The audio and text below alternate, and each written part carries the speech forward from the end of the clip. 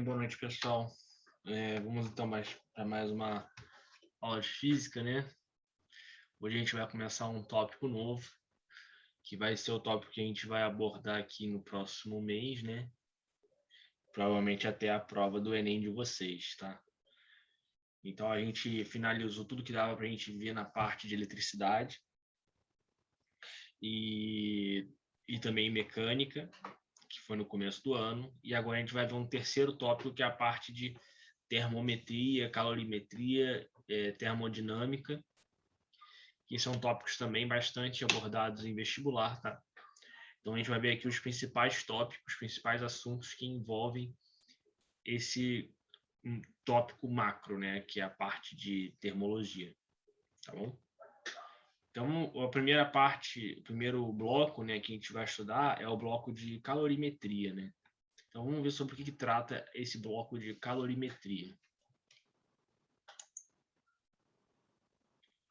Então, pessoal, a calorimetria, ela tem assim como outros tópicos que a gente viu anteriormente, ela tem muito, como é que se diz, muita interface com o nosso dia a dia também, né? Então, a calorimetria, ela está muito focada na física e em estudar as trocas de energia a partir de uma fonte de energia que é o calor, né?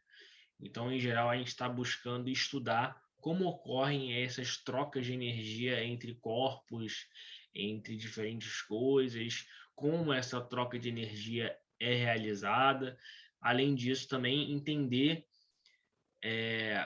como é que ocorre essa troca de energia e como fazer para calcular essa troca de calor ao longo do tempo, né? Como fazer para calcular a troca de calor e também entender como a temperatura influencia nessa troca de calor, né?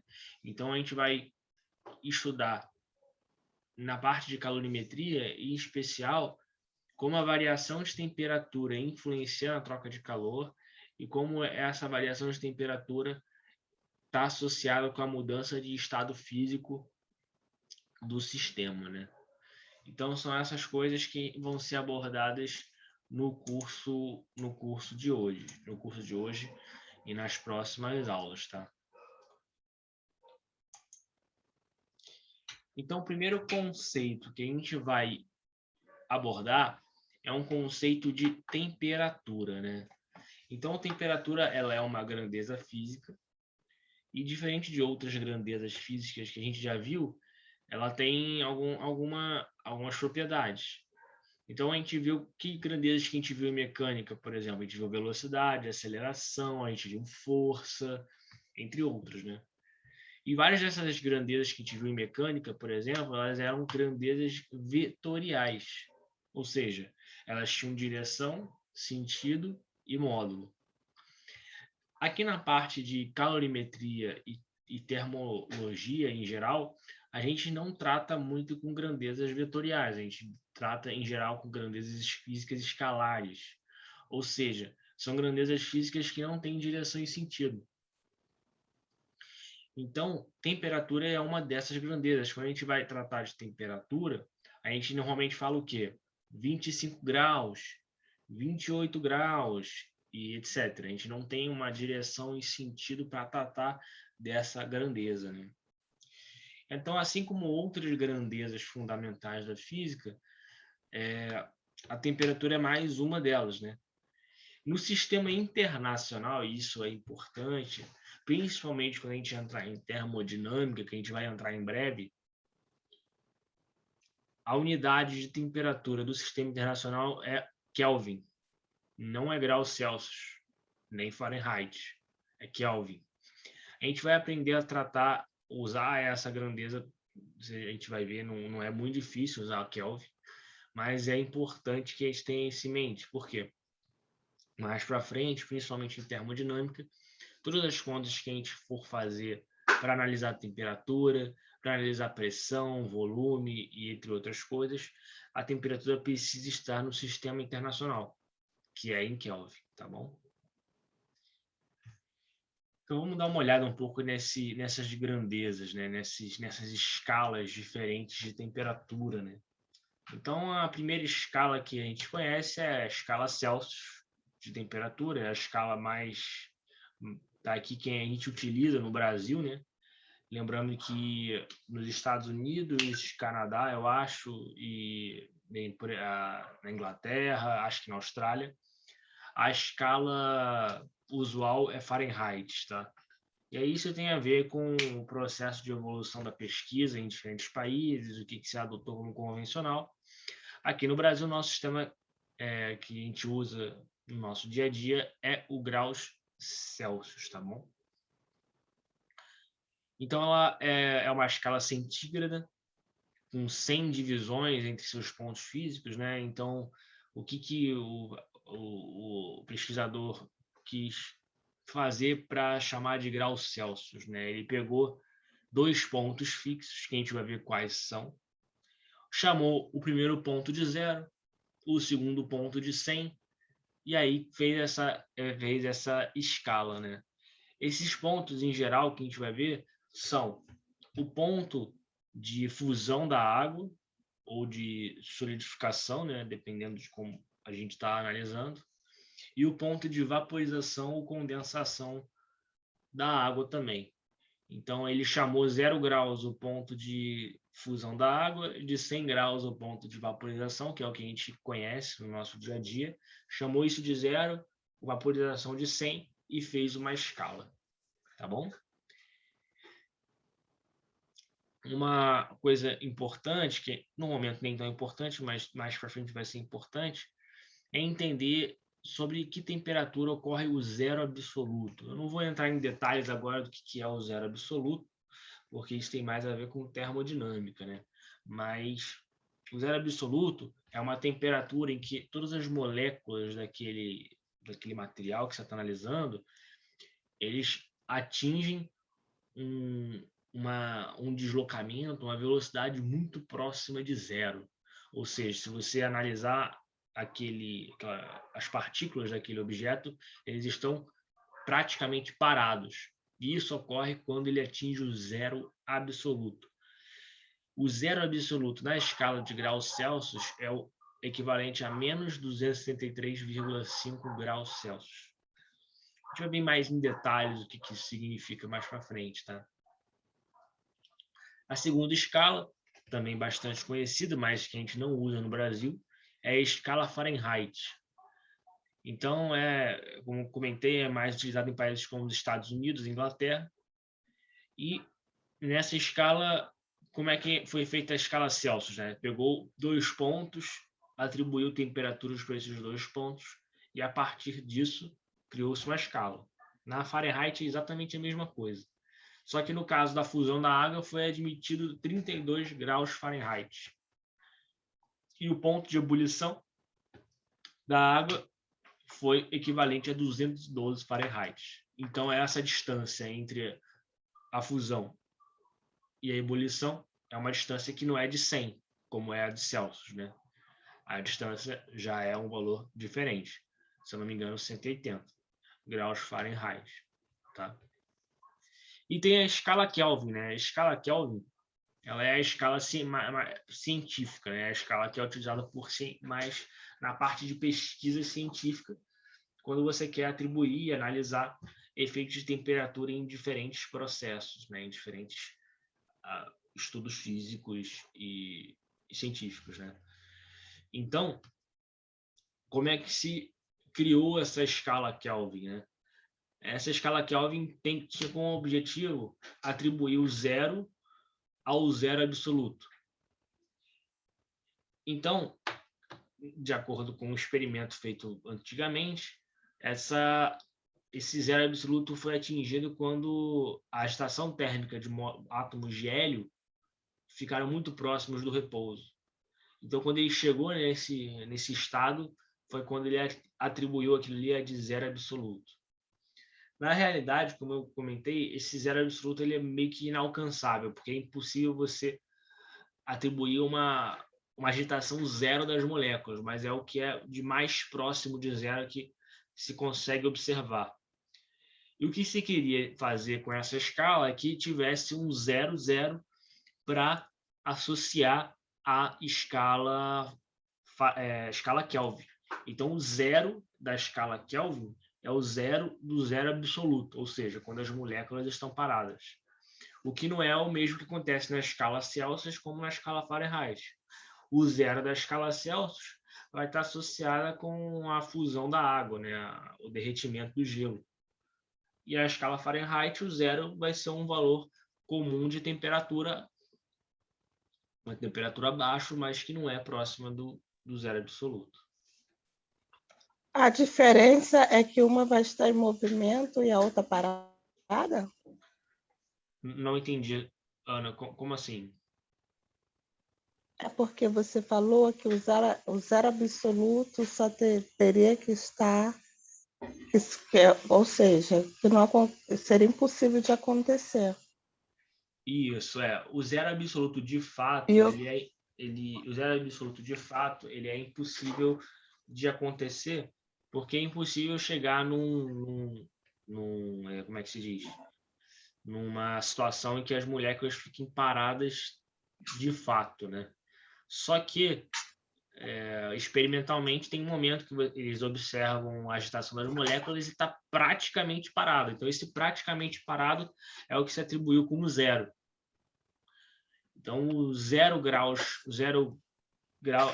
Kelvin está associado exatamente com esse momento em que as moléculas do gás hélio estão próximas de mais paradas possíveis. Isso, esse é o Kelvin. É que o outro faz uma diferença bem anterior. Então, para mim, ficou... A diferença é que um estaria em movimento e o outro parado.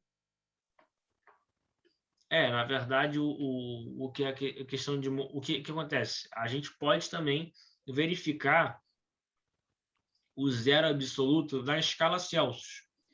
Só que o zero absoluto na escala Celsius é equivalente a menos 273 graus Celsius.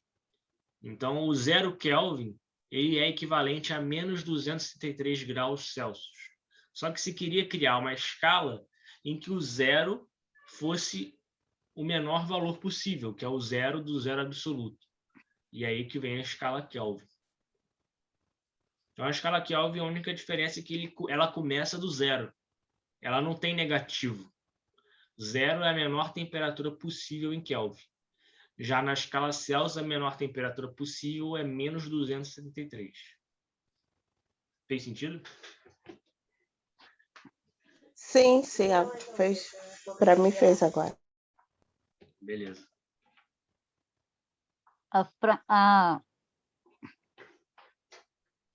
Então, a gente consegue observar nesses 3 termômetros exatamente isso que a gente estava comentando agora. Olha só. A gente tem 3 termômetros. Um na escala Kelvin, outro na escala Celsius e outro na escala Fahrenheit. A gente pode atribuir pontos de equivalência entre eles, né? Então, por exemplo, vamos pegar de base a escala Celsius. Que a escala Celsius é essa aqui. Vamos pegar 0 graus Celsius, que é o quê? É quando a água começa a congelar. Então, o 0 graus Celsius é equivalente a quanto na escala Kelvin? Menos 233 Kelvin é equivalente a 0 graus Celsius. 32 Fahrenheit é equivalente a 0 graus Celsius. A mesma coisa a gente pode fazer para as outras temperaturas, né? Então, 100 graus Celsius é igual a 373 Kelvin e a 212 Fahrenheit.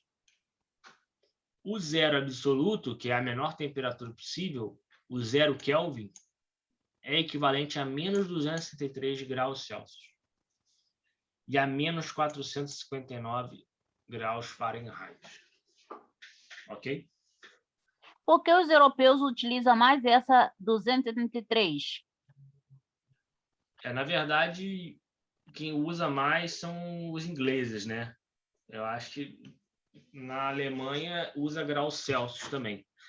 O Kelvin é mais usado no meio científico mesmo, né? Entre cientistas que estão fazendo experimentos, né? Então, não tem exatamente a ver no dia a dia dos outros países. Utiliza-se ou Fahrenheit ou Celsius, tá? Porque Alguém levantou a mão? tem um aparelho que faz purificação daqueles prótese para colocar dentro do ser humano. Então, esse aparelho chega a essa temperatura, 273. Para quem quer utilizar essa prótese internacional, é mais cara do que utilizada aqui no Brasil. Entendi. Entendeu? Mas já tem aparelho que já tem essa temperatura de 273 para inibir essas próteses. Entendi. Então é isso. Então, na verdade, isso aqui são formas diferentes de falar a mesma coisa, tá? Todos eles estão falando da mesma coisa, só que são escalas diferentes, né? Aí acaba entrando no componente cultural, né? A Ana quer perguntar alguma coisa, Ana? Eu quero, professor. No caso, o Celsius, ele não é só usado no Brasil, não? Porque eu achava que o Celsius era só do Brasil, tipo, não era de outro país ou coisa assim. Eu achava que... Não. Nossa! Eu achava que era uma marca brasileira. Não, tem nada de brasileiro nisso não, tá, Ana? Isso aí provavelmente foi algum cientista europeu, alemão, que criou. E aí diferentes países acabaram adotando sistemas diferentes. E aí no Brasil adotou o grau Celsius. Estados Unidos é Fahrenheit, mas a maior parte eu acho que é grau Celsius, tá? A maior parte dos países é grau Celsius. Vou mostrar um experimento aqui para vocês. Mas teve a mudança, professor, dessa temperatura, acho que foi em 73, mais ou menos. Não, eu não sei, pode ser. Querem essa mais popular. Foi em 73, 75, mais ou menos. Vou mostrar um experimento para vocês aqui. Sobre essa escala Fahrenheit, tá? Para este vídeo usaremos um termômetro digital e gelo fundente. Em graus Celsius, a temperatura do gelo fundente é de 0 graus, como mostra o termômetro digital. Então, pessoal, o que ele vai mostrar para a gente? Ele vai mostrar para a gente, basicamente, quais são as temperaturas na escala Fahrenheit, né? Então, ele colocou o termômetro dentro do potinho com gelo. Ou seja, o gelo está a 0 graus Celsius, como está mostrando no termômetro, 0 graus Celsius. Já ao se mudar a escala para graus Fahrenheit, o mostrador indica 32 graus. Então, ele trocou a escala para Fahrenheit e mostrou a mesma temperatura em outra escala. Só que nessa outra escala, em Fahrenheit, vai ser 32 Fahrenheit. Podemos também usar como referência a temperatura do corpo humano, que na escala Fahrenheit está na faixa de 96 graus. Aí agora ele está pegando a temperatura do corpo humano, que é aproximadamente quanto? 36 graus Celsius. Só que em Fahrenheit são 96 Fahrenheit, como está mostrando no termômetro. E na escala Celsius equivale a 36 graus.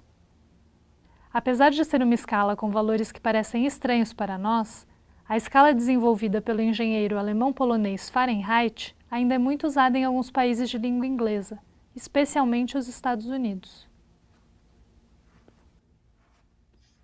Então, esse experimento simples, né? Só para mostrar esse 36,9, esse 36,9 é o mais baixo do corpo humano. Isso, Posso tirar uma dúvida rapidinha? Não Pode, é claro. bem uma dúvida, é uma curiosidade. Tem uma diferença aí matematicamente de cada um do Kelvin, do Celsius, enfim. Matemática? Matemática não. Eu tô não, assim, questão de se tá 2, se tá 273,15, o outro tá 0 e o outro tá 32, tem uma diferença aí? Não entendi muito bem a sua dúvida, Ana. O que eu posso te dizer é o seguinte. Eu vou esclarecer, não tem um vídeo? Aham. O vídeo ele colocou no gelo, zerou. Aham. Colocou no corpo humano, que foi no dele, certo? Mas Isso. ele usou uma base para medir e deu uma diferença diferente, deu uma numeração diferente. Matematicamente falando, daria para você fazer uma diferença, descobrir, por exemplo, temperatura do corpo humano está 38, então no Kelvin estaria X, Ah, tá, e entendi. que seria a mesma coisa. Entendi. Não, com certeza. Não, sim, com certeza existe essa relação, Ana. E é isso que eu vou mostrar para vocês agora, olha só. A gente pode fazer para descobrir essas temperaturas, ou seja, saber converter, né, uma temperatura de uma escala para outra a partir de equações, né? Então, por exemplo, a escala de graus Celsius é 0 e por exemplo, com Fahrenheit, 0 com 32 e 100 é 212, né? Então aqui basicamente o que a gente vai fazer é uma regra de 3, né?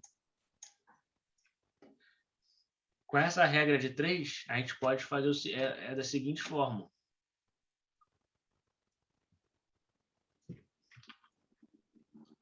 A gente pega uma temperatura arbitrária aqui, em graus Celsius, que a gente não sabe quanto é que é. Que é a mesma, a gente quer saber qual é a temperatura em Fahrenheit, certo? O que se faz para poder conseguir uma relação é fazer uma regra de 3. Ou seja, a gente pode fazer da seguinte forma. Essa temperatura aqui, essa diferença de temperatura é equivalente a essa, assim como essa grandona é equivalente a essa. Pode falar, não pode perguntar. Professor, mas no caso o senhor está comparando gráficos? É tipo gráficos, não é? Vamos focar gráficos. O senhor, como que o senhor está fazendo isso? Eu não entendi. Tipo, o senhor está... Pera, não entendi. Não, então, o que eu vou fazer? Eu vou fazer a diferença eu quero saber qual é a temperatura em graus Celsius e converter em graus Fahrenheit, certo? Isso eu quero descobrir. Como fazer essa conversão? Para fazer essa conversão, a gente precisa fazer uma regra de 3. Mas no caso o senhor está pegando os números que estão aí? Tipo, Isso, aí o senhor vai cruzar 100 com 273,5 e 373,15 com zero? isso. Exatamente isso. Só que em vez de fazer com esses números chatos, eu vou pegar esses números mais fáceis aqui, né? 100, 0, 212 e 32. Por quê? Eu sei que 0 graus Celsius é equivalente a 32 graus Fahrenheit. Ele provou agora no experimento que a gente viu. E 100 graus Celsius é equivalente a 212 graus Fahrenheit. Então, isso eu sei experimentalmente. Só que se eu quiser saber uma outra temperatura, eu preciso de uma equaçãozinha. Então, eu faço como? Essa diferença de temperatura, ou seja, Tc menos 0, é equivalente a quanto? A Tf menos 32.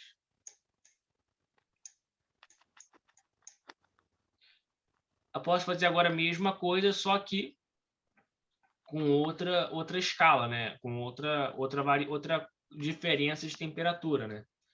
Então, isso aqui vai ser equivalente a quanto? A 100 menos 0 sobre 212 menos 32. Isso é igual a quanto? 100 sobre 100%. 100 é o máximo e o 32 é o mínimo. Isso, exatamente. Exatamente. Isso é igual a 5/9. Então, eu tenho o seguinte, ó. TC, Isso é equivalente. Esse 5,9 é equivalente. isso. A temperatura em graus Celsius é TC. Dividido pela temperatura em graus Kelvin, menos 32, é igual a quanto? 5/9. Aí, se eu multiplicar essas coisas, eu posso 45. jogar isso para cá, o 5 vem dividindo, eu chego nessa equação aqui, ó. TC sobre 5 é igual a TF menos 32/9. Nesse caso, eu consigo converter graus Celsius para graus Fahrenheit com essa equação. A gente pode fazer exatamente a mesma coisa pro Kelvin, né? Se a gente fizer exatamente esse mesmo raciocínio, a gente chega nessa equação aqui, ó. Temperatura em graus Celsius é igual a temperatura em graus Kelvin menos 263. A gente vai usar essa aqui bastante. Captei. Conseguiu entender, Ana? Então, com Sim, essas equações... obrigada. Nada. Com essas equações... Pode perguntar, Ana. Pode falar.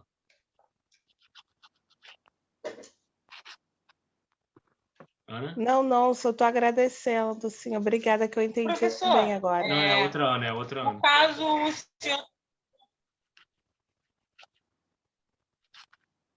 Fala, Ana. Ana Caroline. Qual? Eu? Você mesmo, isso mesmo. Ah, no caso, eu ia perguntar, tipo assim, no caso, o senhor está mostrando os princípios dados que fizeram chegar a essa fórmula? Então, essa fórmula é uma regra de 3, né? Você pega os pontos conhecidos que a gente sabe de cada escala e faz uma regra de 3 entre elas. É basicamente isso. Não tem exatamente nenhuma equação muito complexa.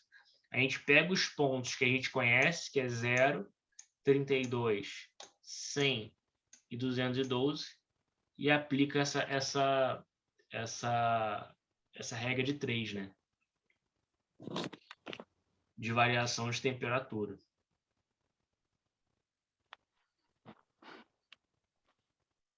E aí chega nessas equações, tá? Essa equação aqui não é necessário decorar, tá? É pouco usada. Essa aqui já é mais E nada, professor, isso aí é para sair em concurso. Concurso público tem isso aí. Tem? Eu estou falando especificamente do Enem, tá? Uhum. Para tudo. Essa aqui é mais importante, tá? Saber converter de Kelvin para graus Celsius aparece mais, tá?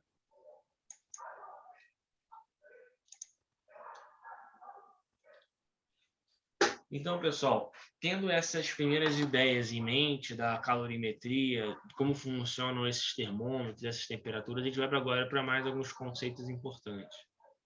Agora a gente vai ver um conceito que é chamado o conceito de calor, né?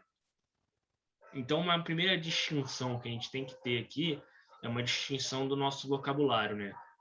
Muita gente fala que a gente às vezes olha para o termômetro e quando vê a temperatura alta do termômetro, ali 40 graus, né, no Rio, e fala assim, nossa, tá muito quente.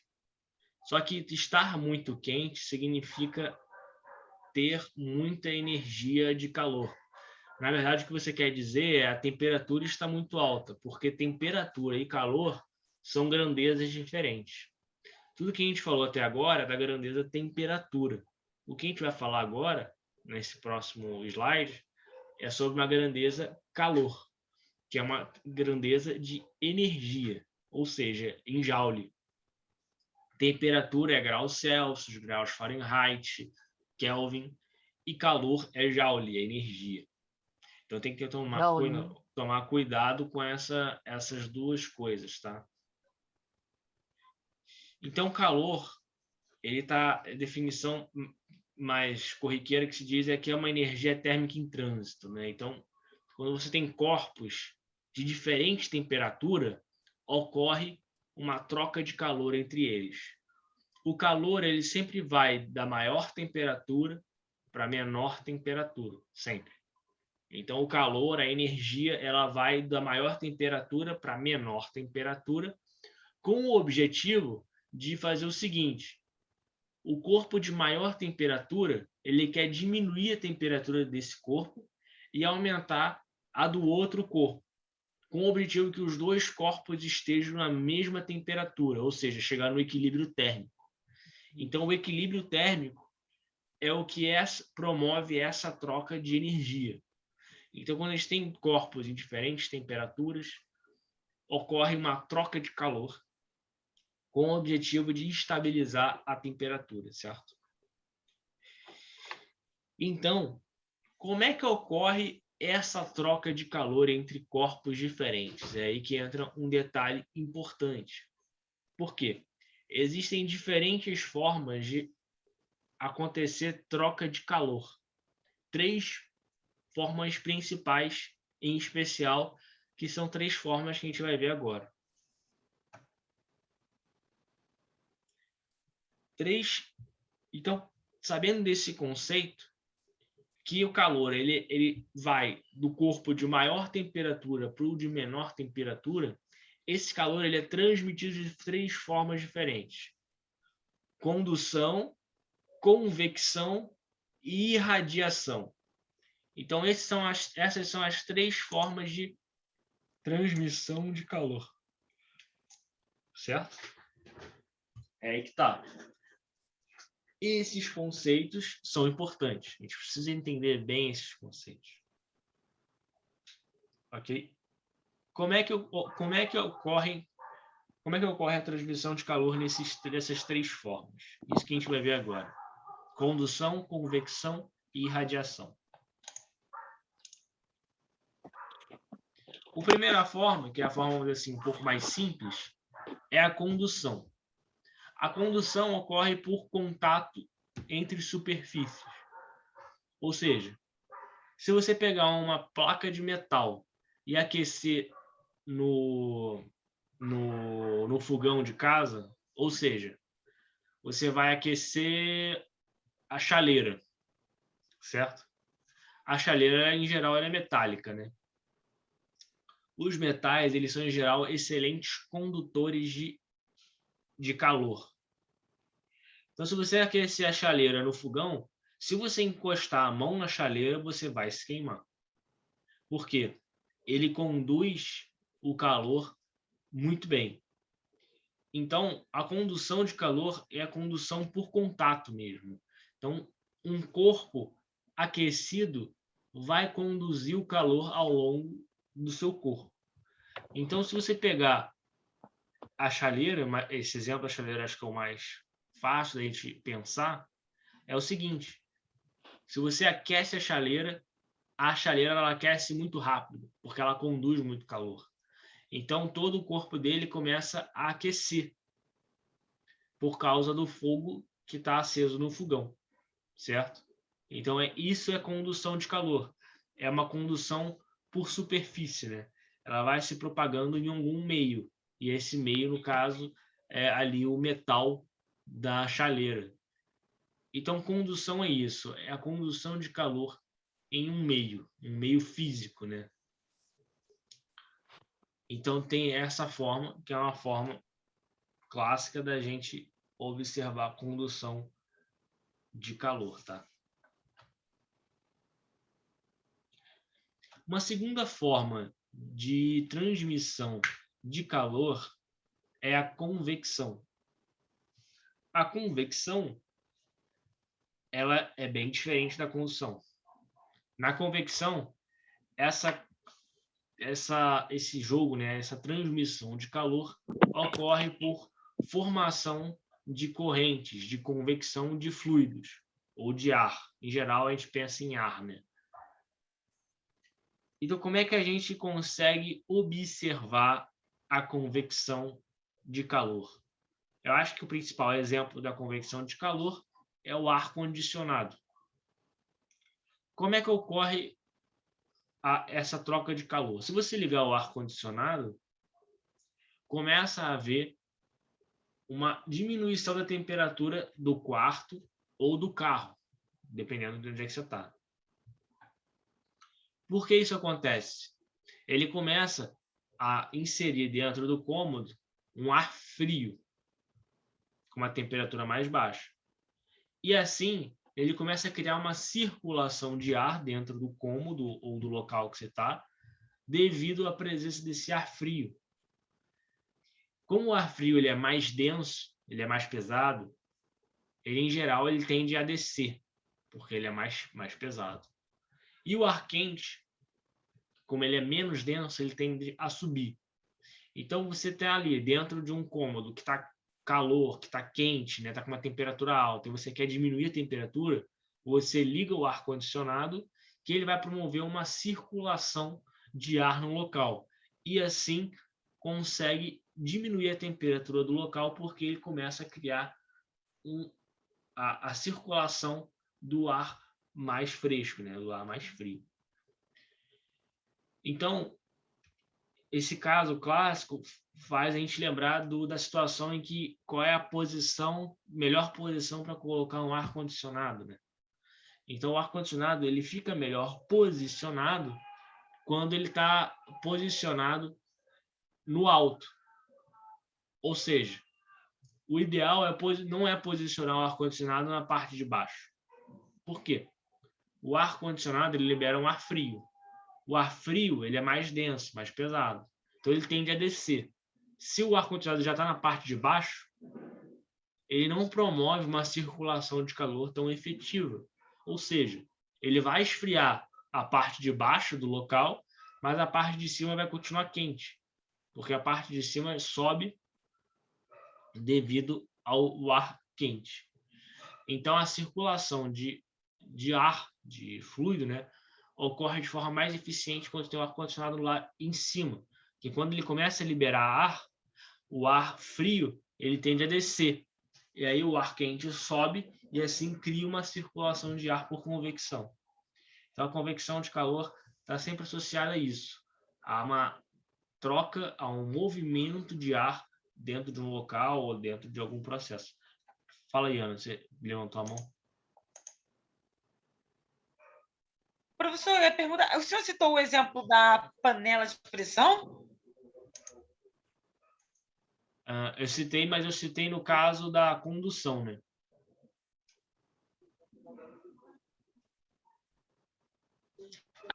No caso, ela não se encaixaria na convecção, não? Também? Aqui no caso da chaleira não está acontecendo convecção diretamente, porque eu tô falando da chaleira física, né? Eu não tô falando da água dentro da chaleira, né? Eu estou falando da chaleira física metálica. A chaleira esquenta muito rápido, porque a chaleira é metálica, então ela conduz muito calor. Sim, obrigada. Né? Uma outra forma de observar a convecção é através das correntes de ar na praia, né, ou em outros locais, né? Então, durante o dia, em geral, tem um ar frio que vem do mar. E esse ar frio, que é o que vem pelo vento, né? É porque a água em geral, está mais fria do que a areia, né? Por causa de outro parâmetro que a gente vai ver já já. Então, o ar frio ele vem do mar e como no geral a areia ali, a região da praia, ela está mais quente, ela consegue criar uma convecção, ou seja, uma transmissão de calor aí no local, né? O ar de alguma forma cria uma circulação de ar no local, porque o ar quente está subindo, né? Por causa que o local da praia está quente, e o ar frio do mar ele vem e cria uma circulação de ar na região da praia. Então, exatamente esse tipo de coisa que está associado com a convecção, né? Eu acho que o melhor exemplo é o do ar-condicionado, para pensar, porque tem muito a ver com o nosso dia a dia, né? Então, pode falar, Ana, pode perguntar. Vitor, me tira a dúvida. Ali, como tá dia, sol, o ar vem frio do mar e sai a temperatura quente da areia. Isso. E ali, estando noite, sai a temperatura quente do mar e frio Isso. o quê? Das florestas, é isso? Então, isso acontece pelo seguinte. A água, ela tem uma capacidade de, vamos dizer assim, como é que se diz? De deixar a diferença de temperatura da água ocorre mais lentamente do que outros materiais da natureza. A água, ela tem uma capacidade de manter a temperatura dela por mais tempo.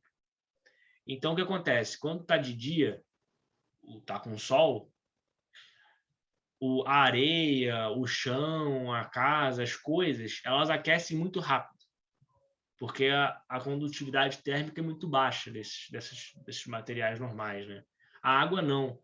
Ela tem um calor específico alto, então ela demora para aquecer. Então, em geral, durante o dia, a água está mais fria do que a areia, do que o chão na praia.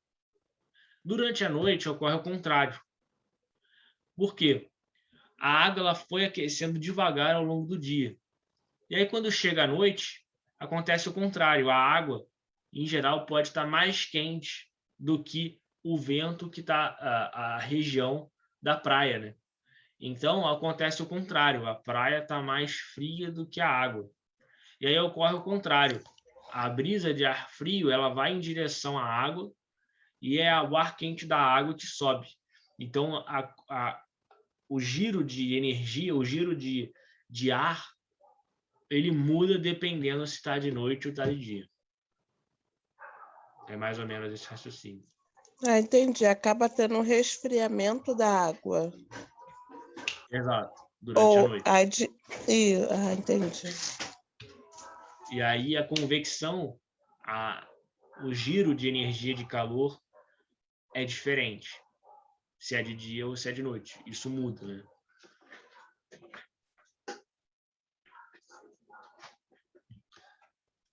Ok, pessoal? A terceira forma de transmissão de energia é por irradiação, através de propagação de ondas eletromagnéticas. O que significa? A gente viu condução, convecção e agora irradiação. A irradiação, ela ocorre, como comentei, a essa propagação de ondas eletromagnéticas, né? E o que é que propaga essas ondas, né? Então, tem diversas formas de observar a irradiação. Uma delas é a lareira.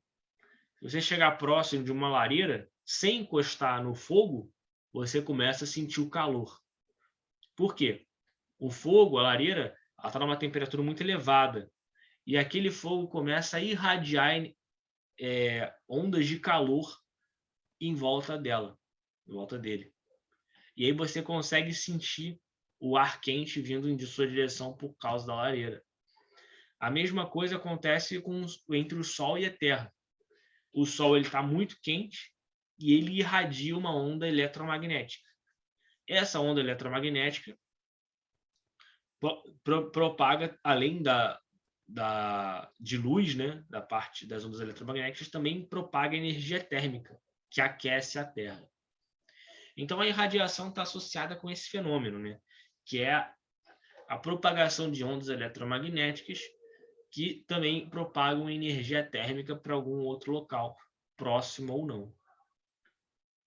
Uma outra forma de observar isso é o micro-ondas. O micro-ondas, como é que ele aquece a comida, né? Ele propaga ondas eletromagnéticas quando você liga ele, né? Você liga ele para aquecer a comida e ele esquenta a comida. Como? Ele propaga ondas eletromagnéticas na comida e aquece as moléculas de água dentro da comida. E assim aumenta a temperatura da comida. Então isso ocorre a partir da irradiação de ondas eletromagnéticas.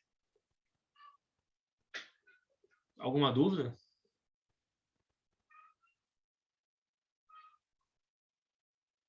Não?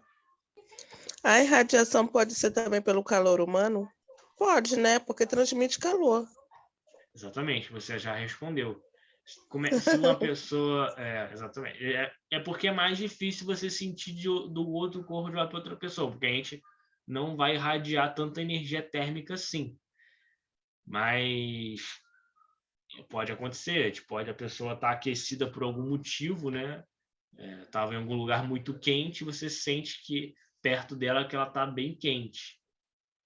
Mas não é, acho que a forma mais fácil, né? Acho que a lareira é mais fácil de observar, né? Mas se você está sentindo um ar quente vindo em sua direção, está sentindo aquela onda de calor vindo em sua direção, sem encostar no material e sem ser por causa de uma convecção, né? Isso é irradiação, está propagando uma onda eletromagnética de uma fonte muito quente. Então, se você está sentindo a distância, é irradiação. Ok? Ok. Então, aqui tem um resumo das 3 formas de condução, de transmissão de energia, né? Eu vou mostrar aqui para vocês outro experimento. Esse experimento é bacana também.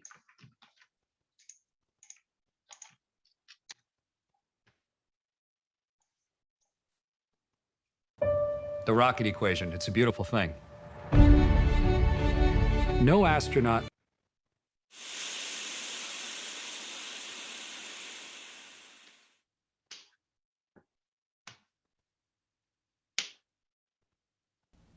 Para esta experiência, usaremos uma lâmpada incandescente, um saco plástico contendo gelo picado e um radiômetro de Crookes. O radiômetro de Crookes é feito com uma ampola de vidro que contém uma hélice feita com placas de mica bem leves, cujas faces são pintadas de preto fosco de um lado e branco do outro, suspensas por um eixo com pouquíssimo atrito. Esta ampola possui um vácuo parcial com uma pressão baixa, bem controlada, que otimiza o efeito de rotação.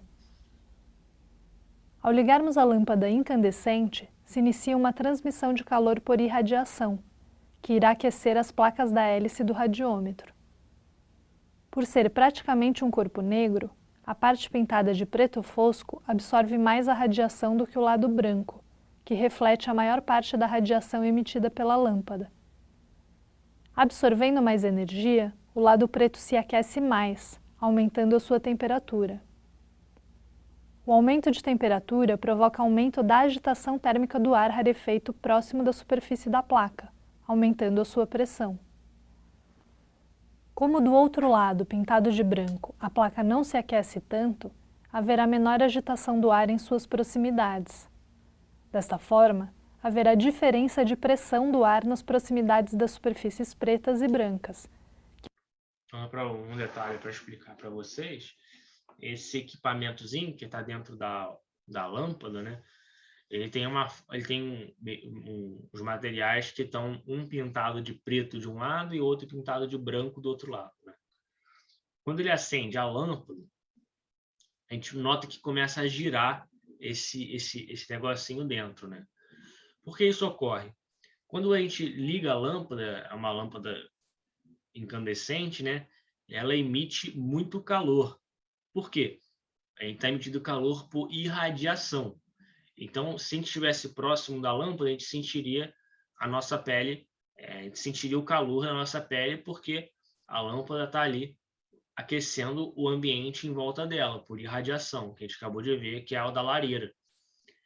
Então, o que acontece no experimento? Como uma parte está pintada de preto e a outra parte está pintada de branco, o preto ele absorve mais energia que o branco.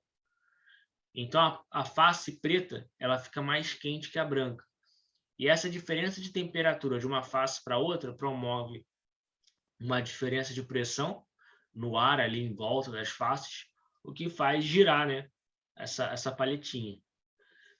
Então, ela começa a girar rápido, e quanto mais próximo ele coloca a lâmpada desse negócio, desse roletinha, maior é a temperatura do objeto. E quanto maior a temperatura, maior a energia térmica ali. Então começa a girar mais rápido, porque a energia térmica está mais elevada. Isso promove um aumento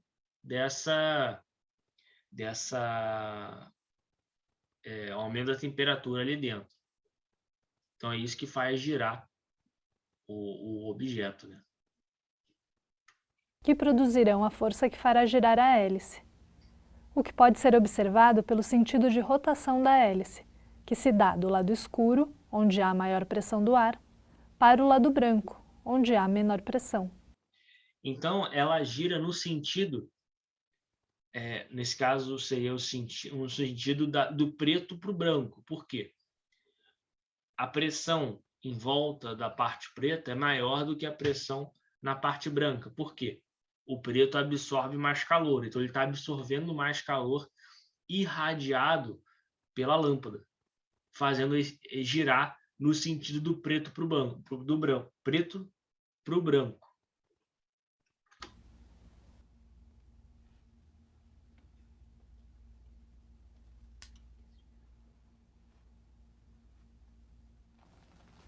Outro efeito interessante ocorre quando encostamos um saco plástico contendo gelo picado na parede da ampola.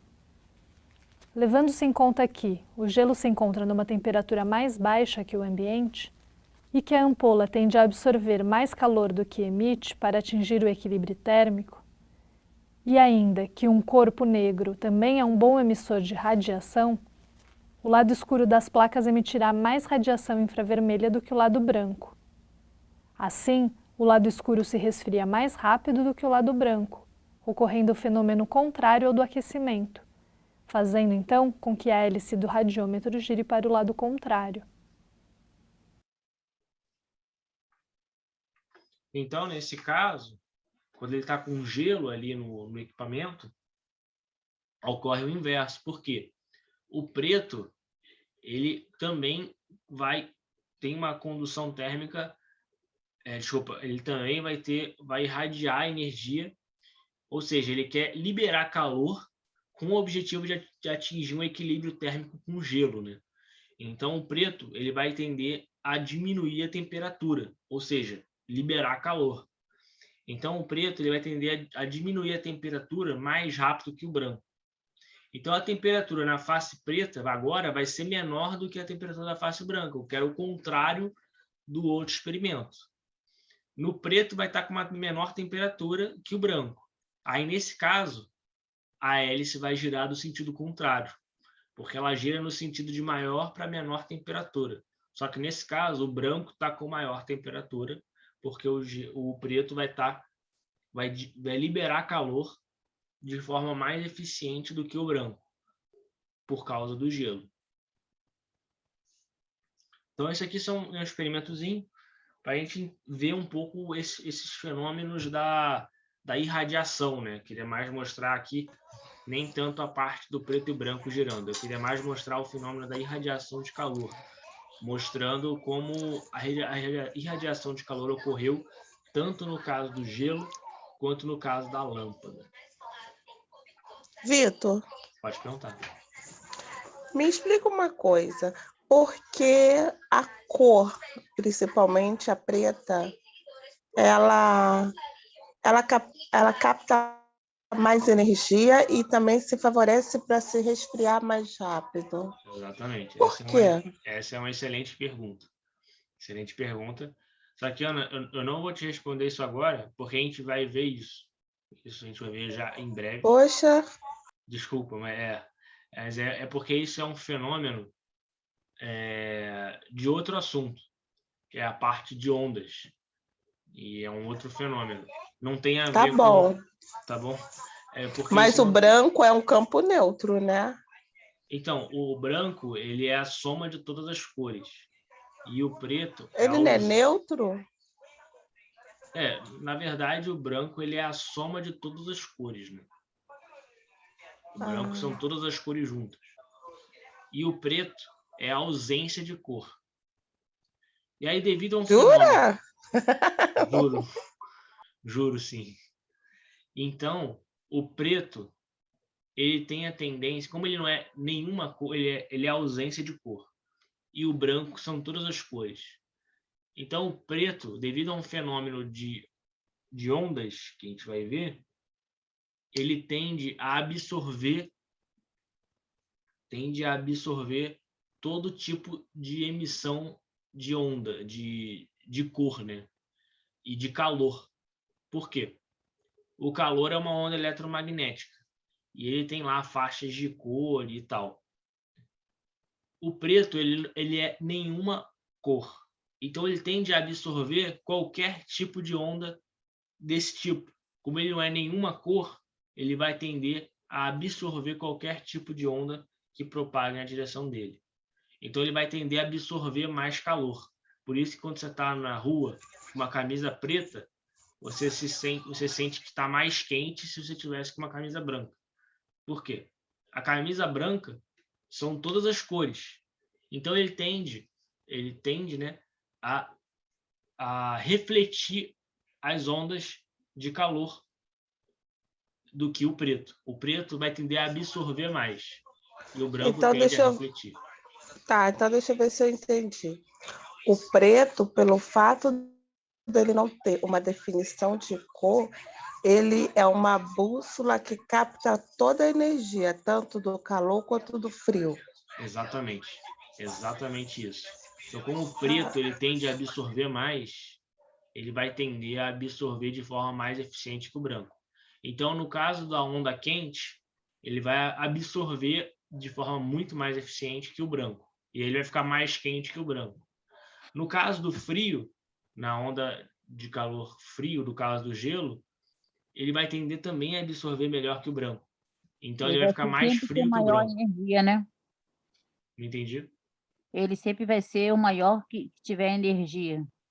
Ele vai sempre absorver mais. Ele vai absorver mais.